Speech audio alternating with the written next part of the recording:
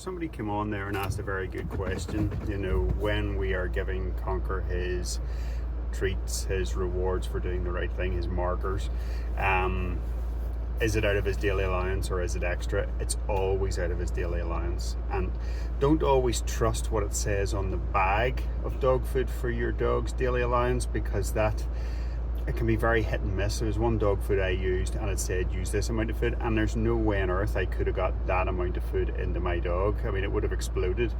But yes, we take it out of its daily allowance. We work out what our dog should have on the bags. I'll give you a rough guide and then you work it out from there. Might need a little less, might need a little more. But we would take, so if Conquer's getting fed 4 times a day, what we would do out of that full cup that's divided in 4, we would take about a quarter of that away, and before each meal time we would do a little bit of work training with that.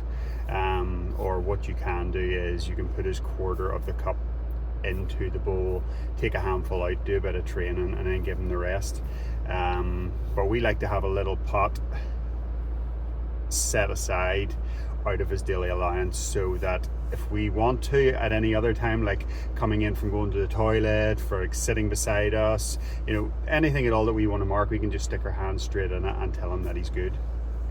But I say everybody's dog is different, and later on, whenever you start to add a little bit more pressure and a little bit more stress, you know, like maybe busier areas or more dogs about, higher energy dogs, you might want to really up that, where you're going to use a higher priority treat. You know, you may have to move into the sausage or chicken or a little tiny bit of cheese. Don't really like using cheese myself, because you're going to try and hold the dog's attention better. But at the very start, if you work it right, you should be able to use your dog's own kibble for everything.